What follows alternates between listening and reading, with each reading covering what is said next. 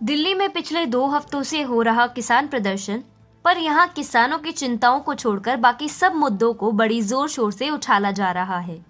कहीं खालिस्तान की मांग तो कहीं सिख बनाम हिंदू की लड़ाई।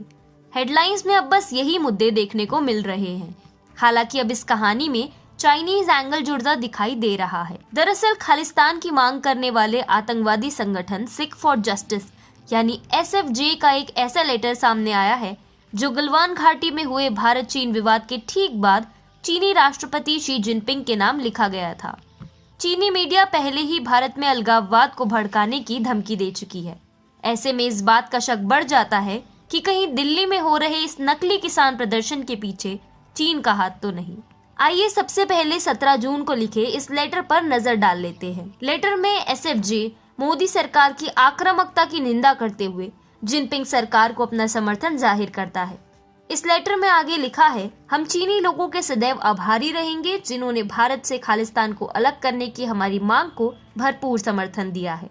इतना ही नहीं, पत्र में यह भी लिखा है कि अगस्त में ये आतंकवादी संगठन बीजिंग में जाकर खालिस्तान के लिए कूटनीतिक समर्थक जुटाने का प्रयास भी करेगा। इस पत्र के सामने आने के बाद यह तो स्पष्ट हो गया है कि खालिस्तानी आतंकियों और बीजिंग के बीच संवाद होता रहा है। यहाँ बड़ा सवाल यह है कि क्या बीजिंग में बैठी चीनी सरकार के लोग इन खालिस्तानियों को कोई तवज्जो दे रहे हैं या नहीं। पिछले कुछ महीनों में चीनी मीडिया के तेवर देखकर तो यही कहा जा सकता है कि चीन इन खालिस्तानियों का समर्थन करने में कोई कसर नहीं छोड़ना चाहता। 18 अक्टूबर को ग्लोबल टाइम्स में छपे इस लेख पर एक बार नजर डालिए। इस लेख में चीनी मीडिया खुलकर भारत में अलगाववाद और हिंसा को भड़काने की धमकी दे रही है। इस पत्र में एक जगह लिखा है, भारत के नॉर्थ ईस्ट में भारतीय सेना के क्रैकडाउन के बाद यहाँ अलगाववादी संगठन काफी कमजोर पड़ गए हैं। इसका बड़ा कारण यह है कि इन संगठनों को देश के बाहर से अभी कोई समर्थन नहीं मिल रहा है। कैसा रहेगा अगर इन्हें बाहरी ताकतें अपना समर्थन देना शुरू कर दें। यहाँ चीन सीधी धमकी भारत को दे रहा है